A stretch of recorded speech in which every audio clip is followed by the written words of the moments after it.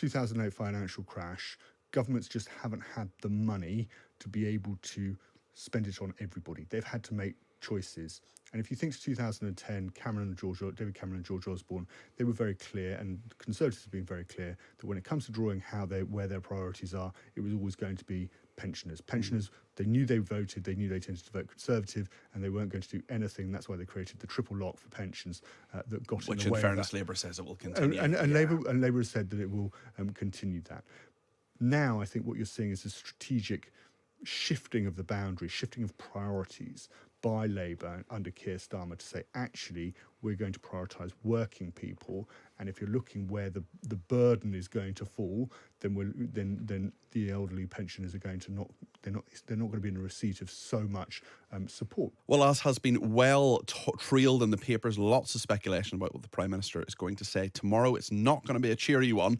It's his first major speech since the riots spread across the country earlier this month. He's expected to use the recent unrest as a metaphor for the scale of challenge his government faces. Well, Theo Usherwood is with us, Times Radio's political correspondent, mentioning rubble and ruin and sort of rising phoenix-like in 10 years' time. Yes, so there's lots of doom and gloom in this speech, and Keir Starmer is making the point that it is going to take a long time to get the country back on its feet after the Conservative administrations, which of course lasted 14 years. But he's going to insist that it can be done, and as you say, Peter, he's going to be drawing parallels between the clean-up from the riots and what Labour wants to do. He's going to say, I feel pride in the people who cleaned up the streets, rebuilt walls, repaired the damage, and he's going to be making the point, and he goes on to say, I thought about the obvious parallels because imagine the pride we will feel as a nation when after the hard work of clearing up the mess is done, we have a country that we have built together, built to last.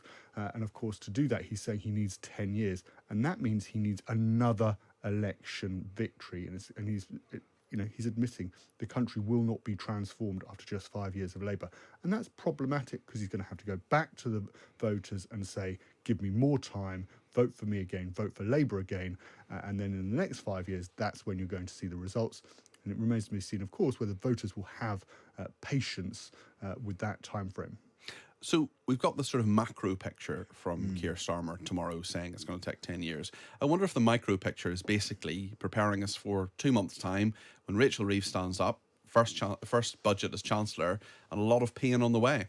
Yes, so we can talk about the tax cuts. Of course, Labour had in their manifesto the plan. They insisted they weren't going to put up national insurance contributions. They weren't going to put up VAT, except, of course, putting VAT onto private school fees, which raised about 1.6 billion.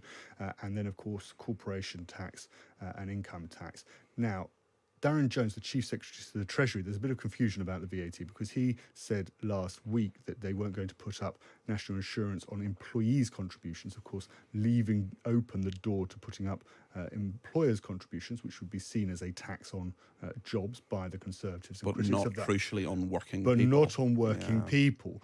However, yesterday when I was speaking to Pat McFadden, the Cabinet Office Minister, he insisted it was, when it came to VAT, it was right across the board. They weren't going to put it up, whether it be employees' contributions or employers' contributions. So it remains to be seen what Labour is actually going to do in this regard on VAT. But of course, there are other ones as well, like capital gains tax. They could put tax up on dividends. They could, and they could also create a new tax as well, if they wanted to try and find extra revenue from somewhere and be a bit creative. It's a difficult dance for Rachel Reeves at the moment for lots of reasons. But she's talking about, Labour have given a 22% rise to junior doctors in their salary, 15% for trained drivers, and many pensioners saying, well, hold on a second here, now essentially, basically means testing, winter fuel allowance. 10 million pensioners will lose that money.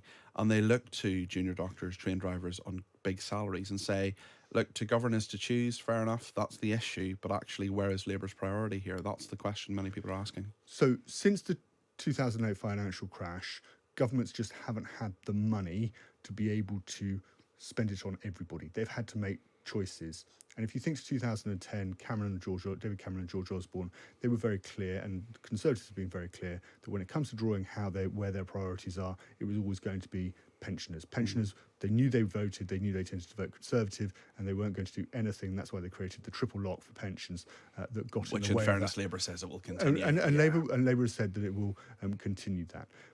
Now, I think what you're seeing is a strategic shifting of the boundaries, shifting of priorities by Labour under Keir Starmer to say, actually, we're going to prioritise working people, and if you're looking where the burden is going to fall, then the elderly pensioners are going to they're not going to be in the receipt of so much support. But you're right to say 10 million pensioners is all but the very poorest on pensioner credit that are going to lose out when it comes to this winter fuel allowance, on top of what, of course, Ofgem announced last week when it came to the price cap going up by £146. It was interesting, actually. We were talking to Harriet Harman over the weekend, and she was saying that what they need to do is make sure that all the pensioners who are entitled to pensioner credit actually get it, because a lot of them don't. Yeah, Pam McFadden was making the same point to me yesterday, actually, that they wanted to go out and actually say to pensioners, you know, if you're entitled to this, there are thousands who aren't claiming it, go and get it, and then you will be entitled to. And Harriet Harman made a really good point, I think, actually, when she was saying, why don't they use AI to work out who gets it? Because